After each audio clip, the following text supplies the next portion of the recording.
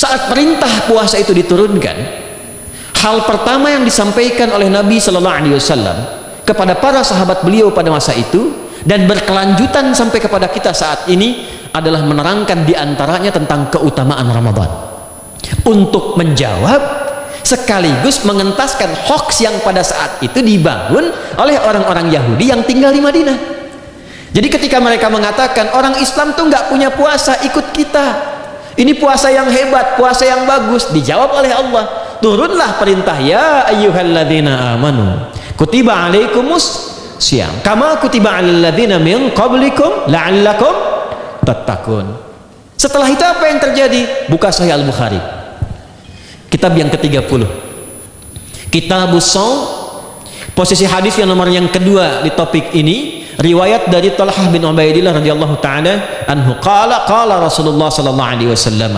Perhatikan, ini kalimat pertama yang disampaikan Nabi menyambut kewajiban puasa.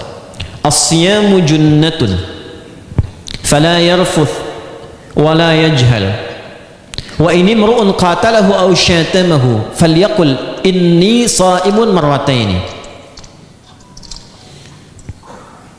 la khulufu famis sha'imi atyabu 'indallahi yaumal qiyamati min rihil miski yatruku ta'amahu wa syarabahu wa syahwatahu min ajli. Ini poinnya. As-siyamu li wa ana ajzi bihi wal hasanatu bi asyri amthaliha.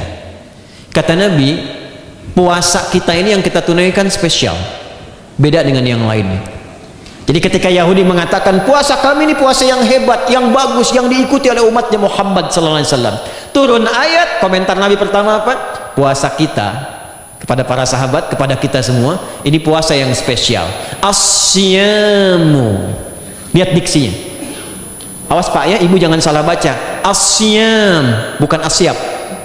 As-siyam disebutkan 9 kali dalam Al-Quran. Ada as-saum, ada as-siyam, itu beda. Kalau saum sekali disebutkan dalam Al-Quran, surah 19 ayat 26. Saum itu masih umum, kata umum untuk menunjuk kata imsak, menahan secara umum.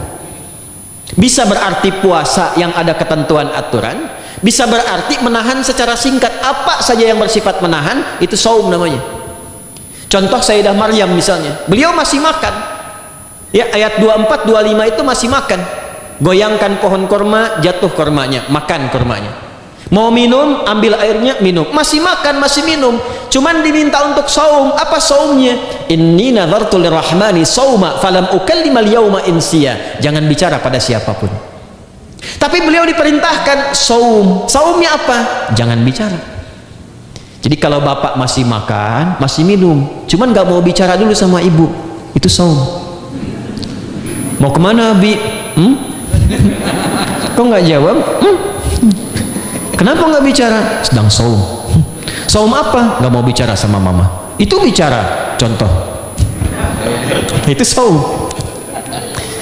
Kalau siam 9 kali disebutkan dalam Al-Quran, itu khusus, spesifik.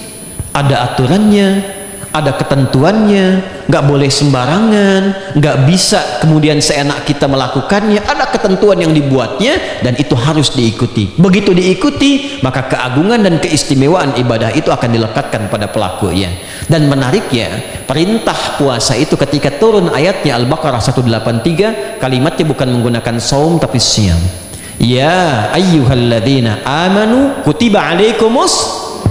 Nah kata Nabi, asyamu junnatun. Kalau benar puasa kita ini kita tunaikan yang Ramadan ini, maka dia akan melahirkan satu yang tidak ditemukan pada ibadah lain, yaitu junnah. Ada jinnah, ada jannah, ada junnah, itu beda. Tapi semua katanya itu hurufnya sama, cuma harokatnya beda. Coba lihat ya, ada junnah, jinnah, dan jannah. Jannah artinya apa? Surga. Jinnah artinya apa?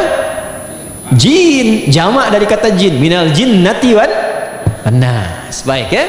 Ada junnah, perisai. Itu ketiga-tiganya bersumber berasal dari huruf jim, nun, kemudian ta. Dalam bahasa Arab, setiap ada huruf dimulai dengan jim dan nun, itu pasti tersembunyi, gak kelihatan.